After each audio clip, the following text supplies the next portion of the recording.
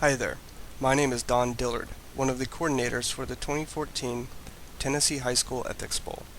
This is part 2 of a 4-part ethics tutorial series.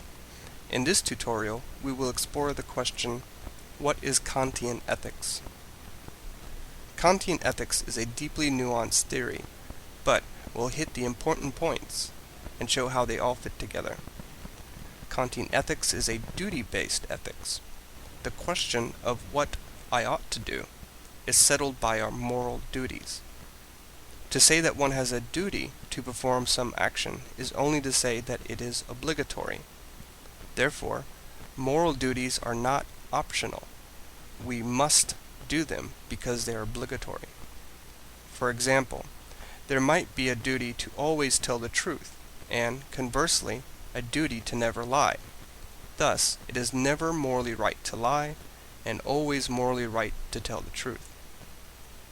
This is why Kantian ethics is often called absolutist, because moral duties are absolute. There are no cases where it would be morally right to lie, or morally wrong to tell the truth. A bedrock Kantian ethic, often called the Golden Rule, is that one should always treat a person as an end in themselves, and never as a means to an end. This means, amongst other things, that you should never use people for your own purposes. Related to this ethic is the Kantian emphasis on human dignity and autonomy. Every human being has a certain dignity which is worthy of respect. Human beings have an intrinsic value and worth. Part of what gives human beings this intrinsic worth is in their capacity for higher reason and in their free will. It's what separates human beings from mere animals. When a person exercises a choice that is free from coercion and emotional interference, then that person has made an autonomous choice. And here autonomy means self-rule. Moreover, there is an element of intentionality built in. We shouldn't merely exercise a free will, but a good will.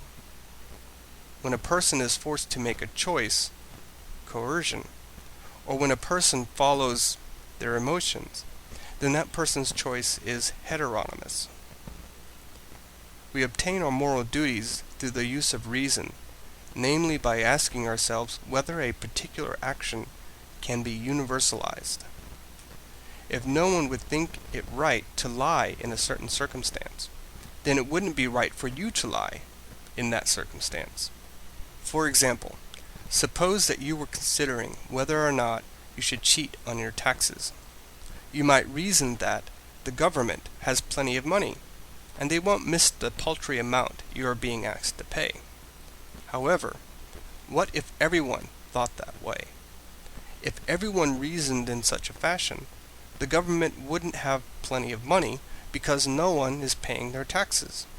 Moreover, if no one paid their taxes, then the government would shut down, and it seems that this wouldn't be in anyone's best interest. After all, taxes pay for the upkeep of roads, police departments, fire departments, and so forth, and losing those public goods would be disastrous. Hence, the Kantian would hold that because it wouldn't be rational to cheat on your taxes, then one has a duty to pay their taxes. This would be a Kantian maxim. In sum, Kantian ethics asks us to always act in ways that respect the intrinsic value and dignity of human life. To always treat people as an ends in themselves, and never as a means to your ends. Always consider whether an action can be universalized before acting. And always act with a good will. And that's Kantian ethics. The Tennessee High School Ethics Bowl is made possible by the generous grants from the University of Tennessee at Knoxville, College of Arts and Sciences, Department of Philosophy, in collaboration with the Parr Center for Ethics.